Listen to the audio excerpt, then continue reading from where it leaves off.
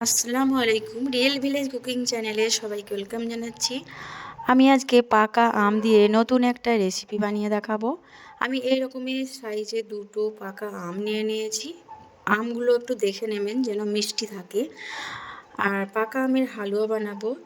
প্রথমে এই পাকা আমগুলো কেটে আমি ভেতরে পাল্প বার করে নেব। এভাবে ছুরি দিয়ে কেটে ভেতর থেকে পাল্প বার করে নিচ্ছি। আমটা দেখুন কতটা সুন্দর, খেতেও কিন্তু অসম্ভব টেস্টি, মজাদার।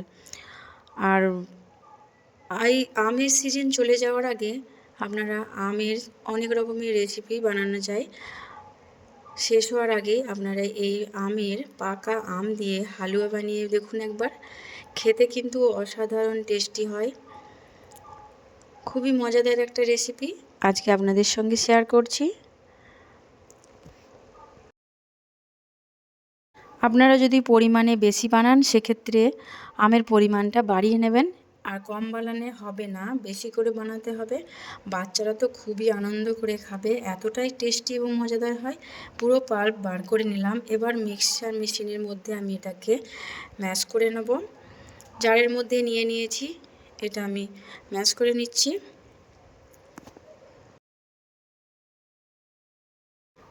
মিক্সিতে দিয়ে ঘুরিয়ে নিলাম। এ দেখুন ঠিক এই রকমের হবে। এ দেখুন কালারটাও খুব সুন্দর এসেছে। এবার এটাকে আমি রান্না করে নেব। প্রথমে এখানে একটা কড়াই চাপিয়ে দিলাম, আর যেহেতু সুজি দিয়ে বানাবো সেই জন্য আমি নিয়ে নিয়েছি 4 টেবিল চামচ সুজি। সুজিটা দেশি ঘি দিয়ে আমি একটু ভেজে নেব। সামান্য একটু নাড়াচাড়া করে ভেজে নিতে হবে। আর দেশি ঘি দিয়ে ভাজলে কি হয়, এর ফ্লেভারটা ভালো আসে, খেতে টেস্ট ভালো হয়। ঘি দিলে টেস্টটা আরও দ্বিগুণ হয়ে যায়। হালকা করে একটু নাড়াচাড়া করে নিচ্ছি, কালারটা খুব বেশি চেঞ্জ করব না।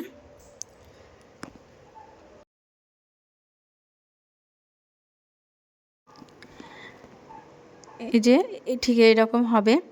আমি এবার গ্যাসের ফ্লেমটাকে বন্ধ করে দেব, আর আলতোভাবে একটু নাড়াচাড়া করে নিচ্ছি। খুব বেশি ফ্লেমে ভাজা যাবে না, এটা মিডিয়াম ফ্লেমে রেখে এটাকে ভাজতে হবে, না হলে পুড়ে যেতে পারে। এবার এটা বন্ধ করে দিলাম। ঠিক একই প্যানে আমি নিয়ে নিচ্ছি আমের পাল্প, দিয়ে দিলাম, পুরোটাই ঢেলে দিচ্ছি। দানা ভাব থাকলে আপনারা ছেঁকে নেবেন। আর চিনি দিয়ে দিলাম 2 টেবিল চামচ। মিষ্টির পরিমাণটা কম থাকলে চিনির পরিমাণটা বাড়াতে হবে। অনবরত নাড়াচাড়া করে নেব। এখানে আমি কিন্তু কোনো রকম জল ব্যবহার করব না বা দুধও ব্যবহার করব না, শুধু আমের এই পাল্প দিয়েই হালুয়াগুলো বানিয়ে নেব। এবার আমি ভেজে রাখা যে সুজিটা রেখেছিলাম সেটা দিয়ে দিচ্ছি। ভেজে রাখা সুজি দিয়ে গ্যাসের ফ্লেমটা লোতে রেখে অনবরত নাড়াচাড়া করে নিচ্ছি। ভালো করে মিশিয়ে নিতে হবে। লোতে রাখতে হবে, মিডিয়াম বা হাই ফ্লেমে রাখলে সেক্ষেত্রে সুজি ভালোভাবে পাকবে না। এভাবে অনবরত নাড়াচাড়া করে যেতে হবে যেন তলায় বসে না যায়। পর্যায়ে দেখবেন এটা একটু শক্ত হয়ে এসেছে, আর শক্ত হয়ে আসবে, প্যান থেকে ছেড়ে আসবে, একটা ডোয়ের মতো তৈরি হয়ে যাবে।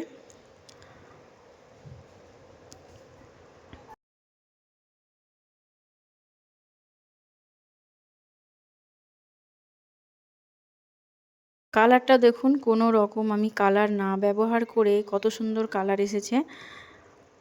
পাকা আম দিয়ে, ভালো জাতের আম দিয়ে আপনারা বানাবেন, দেখবেন খুবই ভালো হবে। আর এর মধ্যে দিয়ে দিচ্ছি দেশি ঘি। এটা প্রায় হয়ে এসেছে। দেশি ঘি দিয়ে আবারও ভালোভাবে মিশিয়ে নিচ্ছি। আর এখানে গ্যাসের ফ্লেমটা আমি বন্ধ করে দিচ্ছি। এটা ঠান্ডা হলে আরও অনেকটা জমে যাবে। খুব ভালোভাবে নাড়াচাড়া করে নিতে হবে ঘি দিয়ে, এতে করে ঘিয়ের যে ফ্লেভারটা আসবে খেতে ভালো লাগবে। এবার একটা থালা নিয়ে নিলাম, এর মধ্যে আমি ঘি একটু লাগিয়ে নিচ্ছি। ঘি লাগিয়ে নিলাম। এবার এর মধ্যে আমি ডোটা বানিয়ে রেখেছি আমের এবং সুজির, সেটা ঢেলে দিচ্ছি। এর মধ্যে নিয়ে নেব।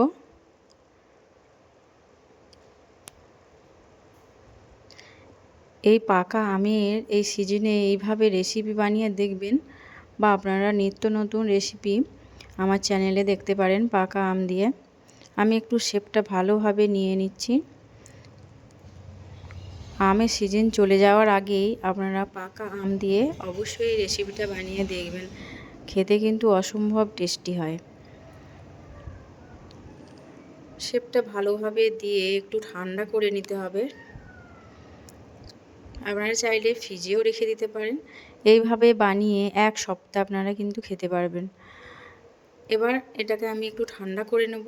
ঠান্ডা করে নেওয়ার পর এটাকে আমি মাঝ বরাবর একটু কেটে নেব, পিস পিস করে কেটে নেব। 2 সাইড থেকে মাঝ বরাবর কেটে নিচ্ছি। আমি অল্প করে বানিয়েছি, আপনারা পরিমাণে বেশি বানাবেন, না হলে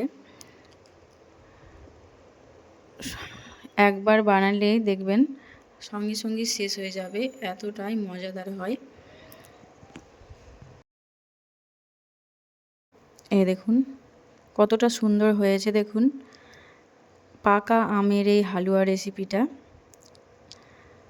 এই দেখুন খেতে কিন্তু অসম্ভব টেস্টি। আপনারা এইভাবে বাড়িতে একবার হলেও ট্রাই করবেন পাকা আম দিয়ে এই হালুয়া। আপনারা চাইলে এখানে ড্রাই ফ্রুটও দিতে পারেন।